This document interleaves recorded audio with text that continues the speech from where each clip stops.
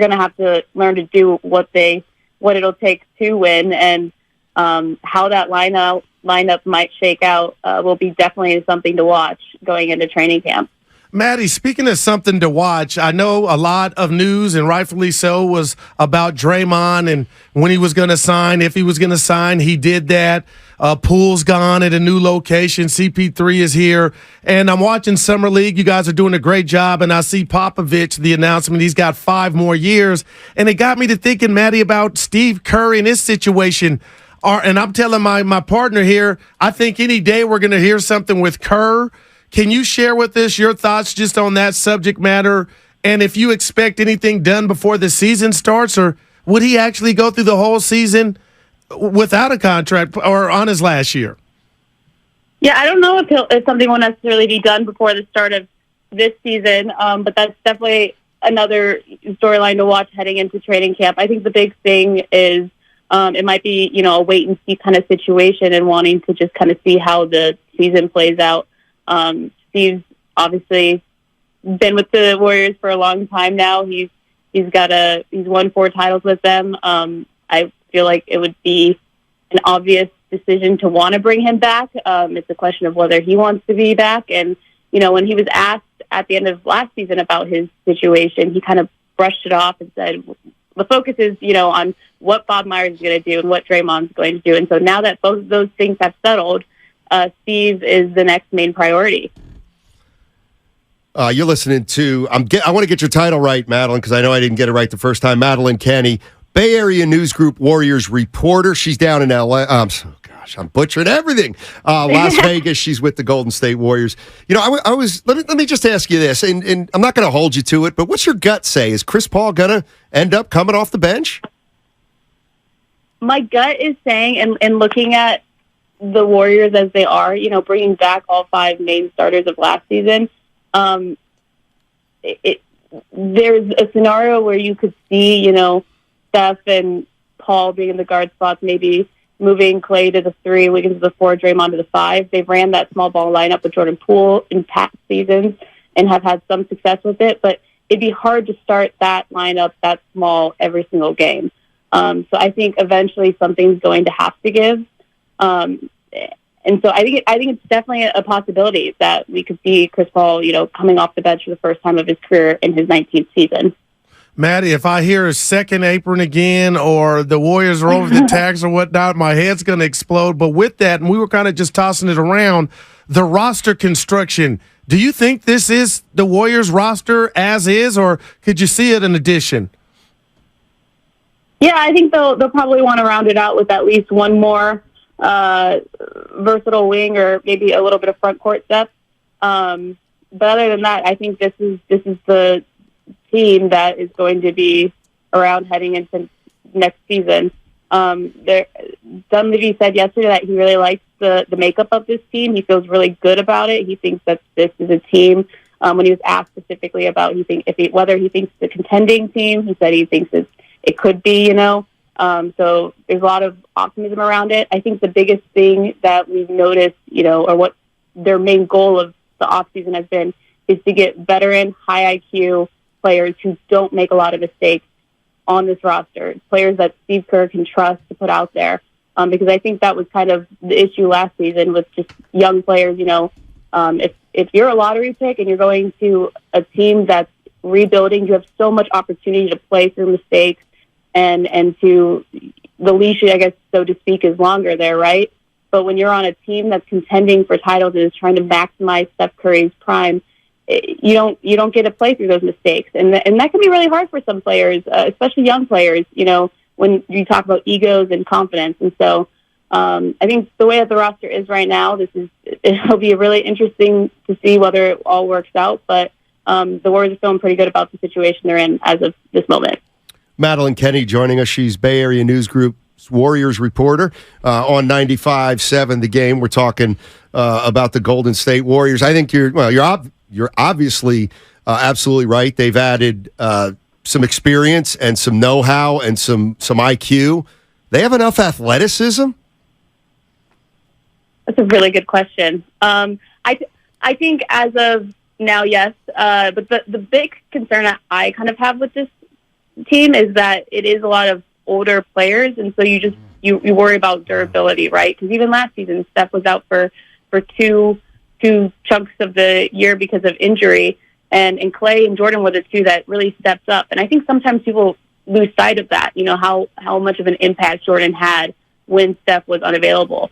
You talk about Draymond Green, he's dealt with injuries in the past. He played a lot of games last season, and he played through a lot of pain. But he was also on a contract season, so he wanted to, prove and help his market value. And even, Clay, he came back from those two major injuries. Load management is a word that's often thrown around, obviously, and Chris Paul's 38. And so I think you do worry about just the availability of these guys, and I think Rick Celebrini is going to have his work cut out for him this season. Let me ask you about the two rookies. I'm two for one here. How's Pajinski looked from the University of Santa Clara?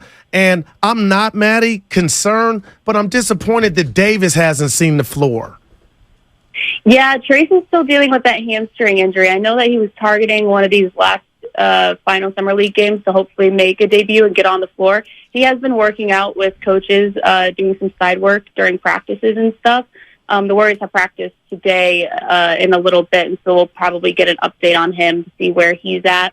So it's definitely been disappointing. You never want to see a rookie get injured or be unable to play in Summer League. It's so important for these guys, just, development, learning the system, getting reps in. That's what Summer League's all about. So hopefully he'll be able to get on the floor soon. As for Brandon Pajinski, he's had an up and down Summer League, I would say. He's had some really great moments. I know the Warriors are still really high on him, and they're really confident with his playmaking abilities, his decision-making. They love his ability to rebound. Shots haven't fallen for him, but that Dunleavy said yesterday that that's not really a concern. They still have a lot of confidence of him as a shooter. And so, if you're going to miss shots, do it in Summer League, not the regular season, right? So right. I think that there's, a lot of optimism with these guys. Now, how much of an impact Brandon's going to have on this season, that has yet to be seen. Obviously, especially with the Warriors going out and getting Corey Joseph, again, another veteran guy that Steve Kerr can trust and kind of lean on with that second unit. But I think overall, it's you see the progress, you see the strides with him. Madeline Kenney joining us on 95.7 The Game. She covers the Golden State Warriors for Bay Area News Group.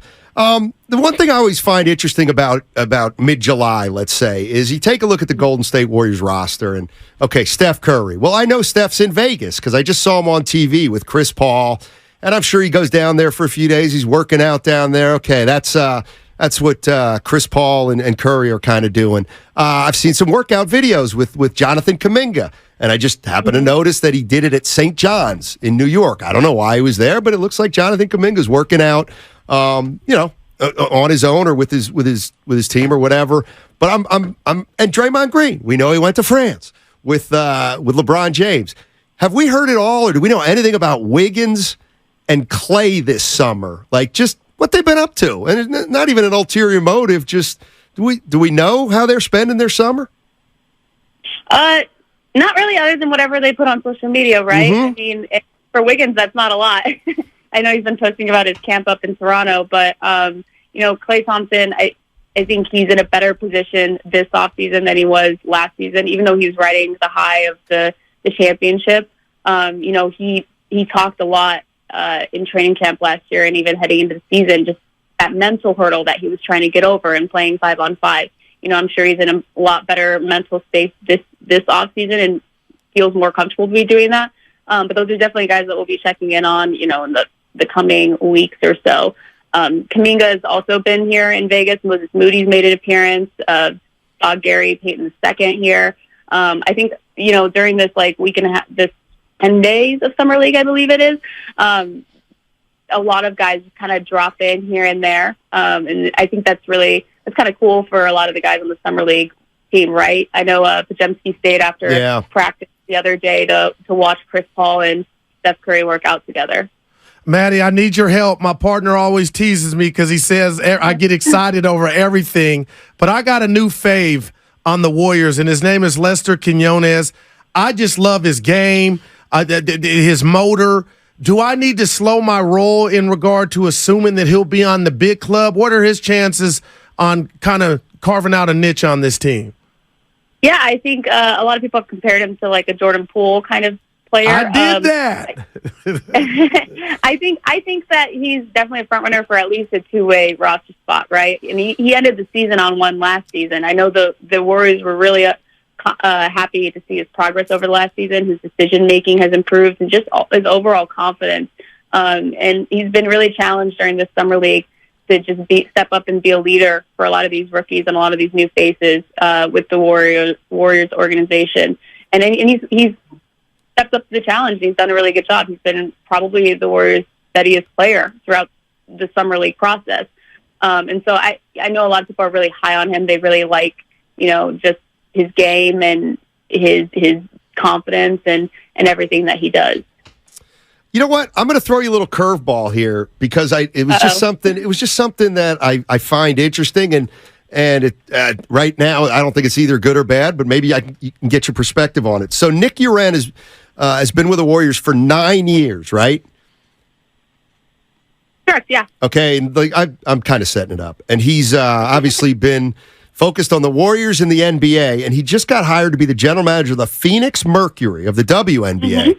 And I find this interesting because my first question is, what does he know about women's basketball? Like, there's a lot of information out there. To focus on the NBA, that takes up a lot of your brain energy. It's like, I'm not saying he doesn't, but what do you think about that? Yeah, I think obviously the NBA season or schedule is never ending, right? Except for the little bit of dead time that you have between July and August, which is, kind of peak WNBA time. But I don't really know his background in women's basketball necessarily and how close he's followed it, but I do know that he is from Phoenix originally, so he kind of gets to go back home. And at the end of the day, it is just basketball, right? And so if you have the ability to identify talented players, whether that's men's or women's games, like that is a skill to have. And, I know that he was really well respected in the Warriors and people trusted his opinions and suggestions and all of that. And so I think this is a great opportunity for him. It's a step up, being a general manager of any professional basketball team.